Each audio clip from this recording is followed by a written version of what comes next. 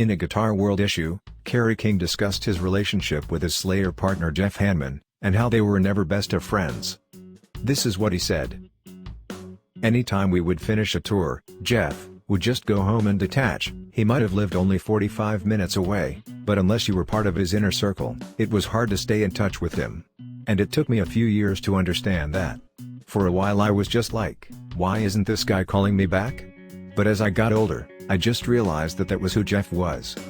I don't think Jeff and I were ever best friends. I think we were probably the closest in the band, but never best friends. To put it in a way that everyone could understand, Jeff and I were like business partners. Was he my friend? Of course he was my friend. But we didn't really act like that. The last time I was at Jeff's house was January 2003. We went to his place to watch the Raiders in the playoffs. And it sounds horrible, but it wasn't horrible. That was just how it was. Speaking with RVA Mag, King admitted that his band does live off their history a bit, stating, "We're living on our history for sure, but so is everyone else, yet we're the ones trying to push ourselves forward." He adds, "I would say Iron Maiden and Metallica, no offense, are living on past success. Metallica has toured forever on the Black record, which a lot of people don't like. I actually like it. It's heavy as can be. Is it Master of Puppets? Course not, but it's a great record. Iron Maiden for me is living off their first 3 records. Have they made good songs since then? Yeah, but they haven't made great records. I like to think we're still making great records, and as much as people come out wanting to hear Rain in Blood and Angel of Death, they also want to hear Disciple or even Implode." From there, the conversation turned to the state of the record industry.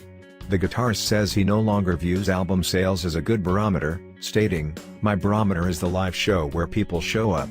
That means people are into the music, whether the record is selling or not.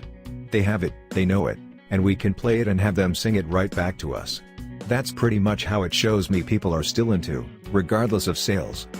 Do you agree with Kerry King? Are Metallica only living a past success? And are they more or less irrelevant? Tell us your thoughts down below.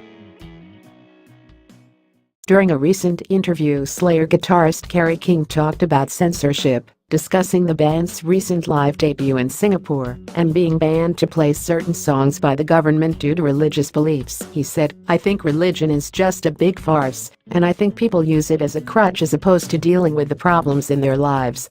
This is what he said. We just played Singapore for the first time. And like the day before we played, we got there, a couple days early, I guess, do some press or whatever. And the night before we played, we found out the government came in and said, "Okay, here's 5 songs, you can't play these songs."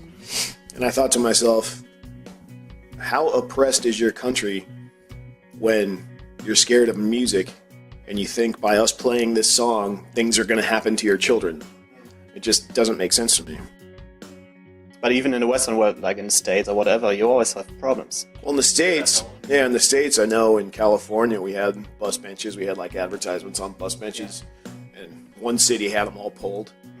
It blows me away, because common sense to me is like, if that offends you, don't look at it. Maybe somebody else won't be offended. And it's just ironic in this day and age, things like that can still happen. Is it still important for a band like Slayer nowadays to offend people? I don't even think we're trying to. I just think, we're making up music that we like and writing about subjects that we like, and it just upsets people. I mean, I knew when we did Jihad that we're gonna have to answer for it, and that's okay. But all the other ones, like I didn't write Cult because I wanted to. I didn't write Cult because I thought, people are just gonna say, "Oh, these guys are the devil." Cult is how I feel. I think religion is just a big farce, and I think people use it as a crutch as opposed to dealing with the problems in their life. So. I think a lot of people think that Jihad is something like Angel of Death Part 2. Yeah, people. I knew we're going to get the exact kind of response because it's fresh. People say, "How could you write such a song?" And realistically, it's just like reading the newspaper, but it's got music put on top of it or underneath it. So you got music and you're reading an editorial from, some Muslim country, And because we didn't condemn it, just like we didn't do an Angel of Death, that makes us, Muslim sympathizers and It's crazy. People got too much time on their hands to think about what Slayer's doing. Just listen to the music and have fun, I think people should be allowed to make their own choice. I think people should think for themselves. I think people should listen to music because they like it, not because they're listening to it to pick things out that are wrong with it. We're not all adults, but there are children on the planet, and there are people that, shouldn't even be making decisions that do. But, I'm all about answering for what I do. Like I said about the bus benches, if you don't like music, don't listen to it. If you don't like the TV show, watch another TV show. If you don't like horror movies, go see, Click, go see comedy, There's choices. You don't have to listen to this. It's not like when we put out a record and it's mandatory listening for everyone on the planet. It's not like that. You have a choice. Discussing the importance of rhythm guitar, Slayer guitarist Kerry King shared his thoughts on shredders, saying that their music tends to easily bore him as repetitive. He tells Total Guitar, "I think a lot of the shredder-type players, and I don't mean everybody, they're not very good songwriters. Players like Fire Malmsteen spend their time perfecting what they do only as far as leads. Yngwie had a run where he did some good songs, but when it became just about how many notes he can fit in a millisecond." King added, "Don't get me wrong, he's an amazing player, but after 3 songs, I'm done. He'll just keep doing it faster on a different string." Rhythm guitar is where a song is constructed. If there's a song you like, it's because of that rhythm guitar. The lead stuff at the end of the day is just the icing. During the rest of the chat, King discussed hanging out with friends who aren't into metal, explaining how he still likes goofing around with guitar. When people come over and want to listen to music most people like, say Michael Jackson or something, I'll go pick up the guitar and learn the one Eddie Van Halen played on. I'll do stupid shit like that, he said. There's this song called Push It, which got used in commercials, and I think it's funny to put that on when friends are over, pick up a guitar and play along. Everyone in the house just dies laughing. For clarity, you can turn that into a metal song. Discussing his involvement with Megadeth during the band's early stages, Slayer guitarist Kerry King praised frontman Dave Mustaine's guitar skills, but still said that he can't figure out how anyone put up with Dave's character enough to stay in the band. He told Loudwire, "I was one of the lucky people, and there's certainly no offense against Kirk Hammett. Kirk's a wonderful friend of mine, but I was lucky enough to see Metallica with Mustaine. And I say that because it's just a rare thing to be able to say that. I saw them play with Woodstock, and I was so intrigued by Mustaine because he was just ripping on guitar and looking out that way somewhere. And I can't do that to this day. So I was just blown away at his guitar playing. And to find out, I think it was through BC Rich, cause we all played BC Rich back then, I found out that Dave was inquiring if I would play."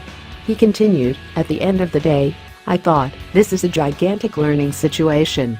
And I also thought people would see me and know me from Slayer. Cause, we only went to the Bay Area, we only got up there. So I think, if people saw me, it would at least make them think, Slayer. So I had Slayer's best intentions in mind. I didn't go and say, hey, I want to be in Megadeth. I don't know how anybody can be in Megadeth for more than a couple of hours, cause that guy's crazy." Asked if he had any bad experiences with Mustaine during his short time in the band back in 1984, King replied, "He was cooler back then. I think there's been a lot of drugs and funny extracurriculars between now and then that helped shape who he is today. But it was good times back then. Playing all the venues Slayer played on, just, I don't know, playing different music. His stuff is definitely more, I wouldn't say intricate, cause we've got intricate parts too, but it's just, he writes riffs in a very different perspective than even after playing with him for a number of months. I wouldn't do it. It's just not my style."